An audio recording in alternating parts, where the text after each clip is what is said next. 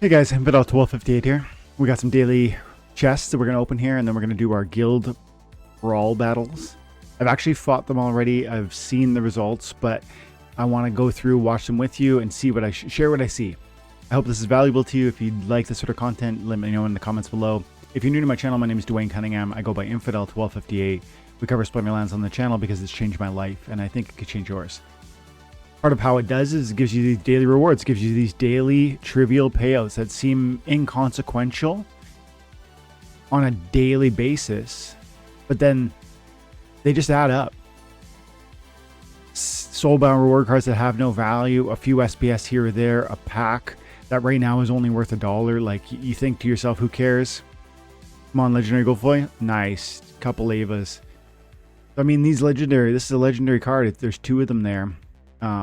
You know, the legendary cards, the soulbounds, this probably has at least, I would think, like a, you know, $4 value, I would think each, but it doesn't, you can't sell it right now, so it has no value. But then the question is, if you're here when they become transferable, which is coming to the game, will it have that value, that price? And I think the answer is yes. And that's why I like playing the game, because you get these rewards. It's not just that, but that's a big part of it. It gives me a daily reward, and they're trivial in nature, but they add up over a period of time. So let's go over to my Guild Brawls. And we'll just watch them top to bottom. We finished pretty strong. This one's, I had some beasts that I had to fight against. This is Steam at Romney. He is 3.5 million or 4 million power. It's a big account. Has a lot of cards. Doesn't have a problem fielding like the most appropriate, right? Like, I mean, that's a lot of power. And I'm fighting in the alpha beta wild brawls. But it's important to know that I am not, like, my deck is not primarily wild. It's definitely a modern deck. I'm going to be making that switch soon. But I rent for this. I spent about 4,000 DEC to get the cards. Some of these cards that you see here, like Gold Dragon, and actually the other ones I own. The Summoner too. I rented that Summoner. But the cost on Summoners, man, the cost on cards is 160 DEC a day for this Lord, or for, what's his name? I forget his name right now. But Legendary Dragon. Amazing summoner. And this guy here, about 30 DC a day. That's nothing. So anyways, let's watch the battle. As you can see, it's magic only, and it was equalizer. So in this context, what I really like to do, I'm gonna go 2-speed. What I really like to do is, you got to think heal. You got to, my only calculation really was, all right, I need big hit points and I need heals. And so I looked at the available splinters, red, blue, green, dragon, and death. And I found that I really only had, in a magic only rule set, I only had wood nymph, or was there another one? Yeah, there was the beetle on the fire team, which could have been interesting and might have worked, because then I could have brought the 7 mana elemental phoenix from the fire team, which is another blast and magic reflector. Then I would have had 3 magic reflectors with 3 blasts, or 2 blast damages. But as you can see, I brought the Mushroom Seer, which has been really pivotal because it silenced my opponent. They're all nerfed to normal damage versus the buff that they would have got from the Summoner. And that poison did help out on that Prismatic Energy. The Prismatic Energy in particular with this rule set is so key as a main tank, because it has that void and the magic reflect. So I knew my opponent would do that, and that's why poison was so pivotal, because it ends up being that 50% chance to drop 2 extra damage each round that can't be nerfed by your void. And so as you can see, it just keeps putting work in. And he didn't bring a healer, unfortunately. He brought the triage over here, which has helped him from the magic reflect damage, and I don't have that. But because everybody's got 12, 13 hit points to start with, it wasn't a big deal. You know, the magic reflect damage was just not that big, not that substantive. Yeah, it's helped me. As you can see, some of these guys are in that 10 range now. It's helped me, but it wasn't, the triage was largely irrelevant. The main thing were my poison, the poison that I brought with me, and my heal that he didn't have. But this is a beast of an opponent, and we got through it. We got our first W right out the gates. And when I did that, I was feeling strong, so then I just kept going. We got into Dimmer Object, who is if I recall correctly, 5 million CP. I could look it up, but I'm not going to bother anymore. I'm pretty sure it was 5 million. So another, you know, heavy hitter. And with this context, I forget the rule sets here. Let's see. So we had Thorns, Amp, and no heals. Okay, so I want you know, with thorn damage, you got to stay away from melee. With amp damage, you definitely got, with the thorns, you definitely got to stay away from melee. But then also you want to, with the amp, you definitely want to bring as much magic reflect, or if it was possible, archery reflect, but in the wild, it's not. And so you know, you definitely bring Lord Arianthus. Lord Arianthus has the two different types of damage return, thorns and magic reflect, and with the amp, that's going to really help him. I came in a little soft in the back lines here, but because of the rule sets, there was a limited, or sorry, because of the active splinters or available splinters, there was a limited likelihood he was going to bring a blast or a magic monster. He could have brought the elemental Phoenix from the fire team, and then I would have been maybe in more trouble. But I gambled and I put some low hit points in the back line here. This card here, the Defender of Truth, is such a beast for what it does. Bringing that art, like I expected archery, so I want some extra hit points. I throw on the Defender of Truth. He brings the protect. He took me out pretty quick with his snipes. He had double snipe, which was kind of scary because one of them was a bloodluster. But as you can see, we just rip. And Ajax Lightfoot is part of how I come out of that so clean with the 4 mana, 3 damage output. So I just went hard archery. Like, I mean, and I had the archery boost from my summoner. So I'm like 5, I think at first, or maybe 4, and then another 4. Like, that's a lot of archery damage. And I focus on archery damage in the context of wild, within the context of amplify, because there's not going to be an archery reflect. Let's keep going. That was my 3rd win. This is where things get tough. Fire monster. No, this. Oof, I skipped one. I skipped my first loss. This is my fight against Fire Monster. He's another heavy hitter, huge deck, and it's slow goes first. Let's slow down a little. Slow goes first with the archer. I put out the big meat shield with the clay golem. I got a 2nd line hit point meat shield. He's got that stun, and that stun did work, but I got a stun on the back line. He didn't bring the Cyclops, which was a big mistake. Or at least I thought it would have been. The core is looking scary back there because it's just going to stay alive and stay alive and stay alive, and then we'll see what happens when it gets to the front. I think you know, but my Cyclops is putting in work.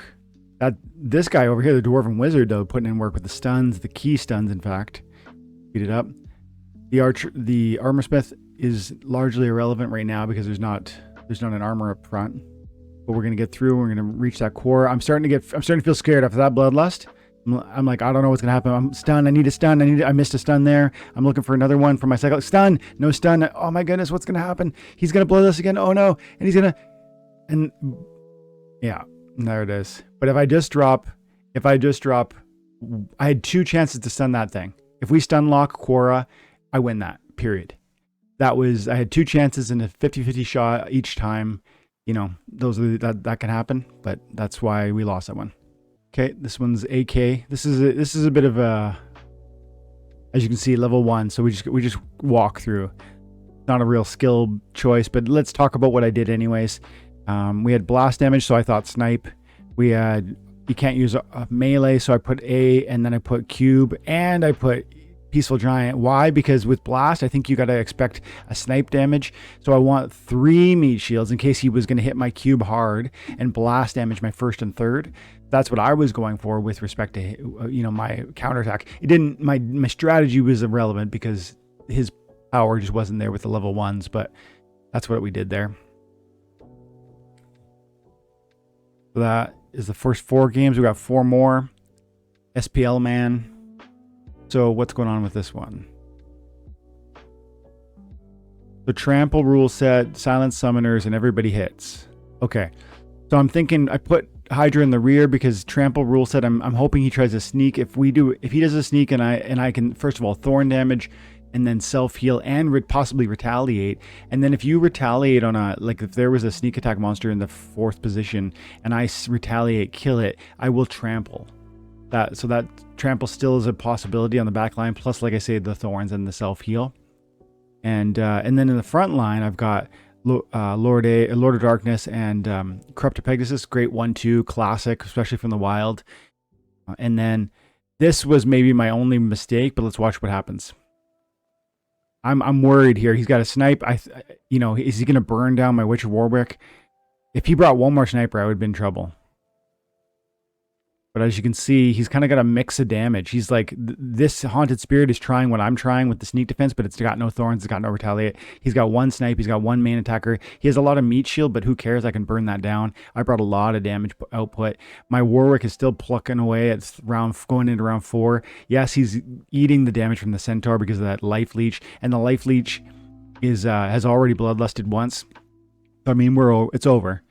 I mean, the Haunted Spirit in the rear position was an interesting sneak attack defense, but it ended up costing his damage output. But also the cube in the second or third spot or wherever that was, he just didn't bring enough damage output. And he had a strong team, so he could have put better. He could have put something else forward, I would imagine. But yeah, there we go. Let's watch this one, Grendor. This was a disappointing one, man. I was pulling my hair out on this one. So let's just slow down. First of all, we got back to basics. We got no armor. We got scattershot. With scattershot, it's such a luck. It's crapshoot, man. And it comes down to you got to think with this context, with this rule set, with back to basics, with no armor, with rule set. You got to think magic, right? Magic is back to basics could be really definitely helpful. Armor not being there means you could bring out some archers if you want because they're not going to have armor in the way. Scattershot, like speed is going to matter absolutely in all of these rule sets because you don't have armor to protect you, you don't have any extra abilities to protect you. Scattershot can burn down your opponents. You gotta go first. So I definitely wanted speed, and I kicked around ideas around using my faster legendary water summoner with the boost to speed and the damage output. I forget his name right now. I thought about speed. I seriously thought about speed, and who knows if that would have helped me pull out the W. But let's watch this one play because you're gonna see how he, in my mind, he gets quite lucky. Look, his third shot, he nukes one of my main damage dealers. Nukes him. Like a 4 and a 5 bomb. 9 damage. And yeah, they're all heavy hitters, so you know if they're gonna land anywhere, they're gonna almost kill somebody. But I mean, if they even just kind of hit this guy once, or this guy once, or this guy once, or this guy once, right? Instead of just focus firing, and he continues to do it as we move forward here. Yeah, I got one in return, but it's an archer, and look, I could have shot the soldier there. I missed. I fired the Golden Phoenix, and then I could have fired either of these. I hit you know what I mean? So my shots were more scattered. His were more directed. Even there, he'd 2 on the same monster, and then my speed didn't get me away from that melee damage from the Red Dragon. So, I mean, tough break. I don't know what the data would say in terms of how often I'm going to win that one, but feels like I definitely, the odds were closer than the outcome seems to imply. That was Grendor. Watch Doomsday King. Okay, this one I felt really good about this one. I planned this one very strategically. I thought it was going to be a W.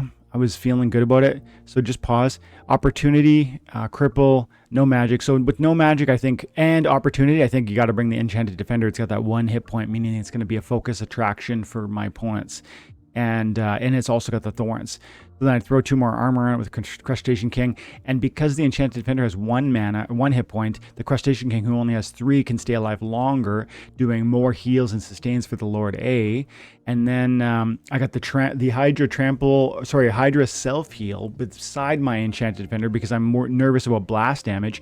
I didn't know he was going to do electric heals. But conceivably, there were blast damage people that could have been dropped in this context. So I bring the Hydra in case, like an archery. I was actually picturing the Lightning Dragon, which is a blast archer, which would have affected my Hydra. So, but let's watch it play out. I mean, I've got thorns everywhere. I've got damage output. I've got a blast over here, archer. I mean, I felt good, but watch how many times we missed this guy here.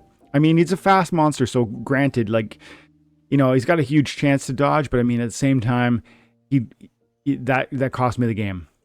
Just cost me the game. I mean, I whiffed 4 times, 5 times. The thorns ultimately has to pretty much do the deal. Now my Crustacean King's ready to get caught down. Now we do finally kill it, but it's just a little too late. He gets a trample. See what I mean? I told you last time, if you get a trample in the mid round, and then he gets another retaliate. I mean, just leave me alone for a beat. Yes, I took him out, but I really needed my Hydra to live and his to die. That might have changed things. But his trample was huge. The misses on the Cockatrice were huge. And that was really the end of the story. Cockatrice is an amazing card. And for the same reasons, I'll say to take a moment, shout out that new flying card from the Earth Splinter. Such an amazing card. Dodge, flight. We'll look it up in a second here. I forget what it's called. Because I do think these cards, there it is right there, Vampire Bat, like a penny card. But I think this card is super important, and I think it will fill a real powerful niche like for a long time. And that doesn't mean you'll want to use it all the time. It doesn't mean it's going to play 50 out of 100 matches. I'm just saying when the context comes up where you can utilize it, like for instance, magic is no longer available, or where every monster has the same hit points, or melee can attack from any position, or a card like this for 3 mana with this sort of damage output. 3 damage output is good for 3 mana, but then you also get the dodge and the flying, which is a 25% chance to avoid, another 25% chance to avoid as long as they're not a flyer. So you're 50% dodge chance plus the 5 speed is a 50% dodge chance. Affected by their speed or countered by their speed. So if they have a 5 speed, then sure, it's not. But great card, a little bit slower than the Cockatrice, but we just saw the Cockatrice do well, and I think the Vampire Bat has a similar niche. Let's do one more battle, and then we'll finish it with the W. Okay, this was a fun one. Yeah, that last one with the scatter shot, I was pulling my hair out, just like, come on, land in the right spot. And then here, kind of a similar vibe. But look, archery can fire from any position. My opponent leans into that with Prince Ren. I couldn't rent Prince Ren. They were all taken by the time I went to the market. The Swamp Thing is a smart play because he slows me down and gives himself the chance to fire before and kill before. I didn't do that. I didn't go that way. But as you can see, I brought a lot of hit points in the front line. I got 30 hit points. He's got in the front line, he's got 25. That's gonna maybe be the differential here. But also some of the shots from we both have the Katrelba, but just my Katrelba's got that melee buff from my summoner, and he does it's starting to look bad, like he's gonna get the kill on that lightning dragon, but I've got a flying 5 speed, so I have a 35% chance to dodge his Katrelba. So just keep that in mind. And then we finish off the A, which is huge. We finish off the prismatic, which is huge, and he misses the first, which is gigantic.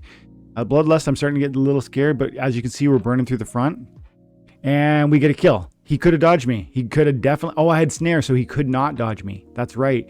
I have snare, and this is a flying Spirit of the Forest, so I had a 100% chance to hit that Spirit of the Forest. I'm now doing 5 and 5, and this is a game. So that's one thing to think about when you are building a sneak defense. You think to yourself, I want to put my most evasive in the rear. Maybe like a Cockatrice, maybe a Spirit of the Forest, maybe a Vampire Bat. You put it in the very rear because you want to be a sneak defender. You want to be more evasive. The flight is an extra 25% chance to avoid. Yes, yes, yes. But if the opponent encounters with snare, your lights out. Like, I mean, my Katrelba was leveled to the place where it has snare, and I don't know that his was. So there you go. But that was fun. Guys, thanks so much for hanging out. Before we go, let's just see how the team is doing. It's not quite over yet, but I can see,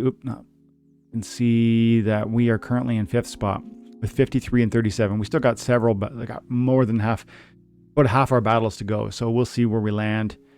We're fighting for that 4th spot. Maybe if we go on a little bit of a tear, we can get into the 3rd, but there's some tough competition in here. Okay. Guys, get involved in Splinterlands. Get involved in guilds. If you need a spot, reach out to the guild. Find the Discord link in my video description. Have an amazing day. God bless.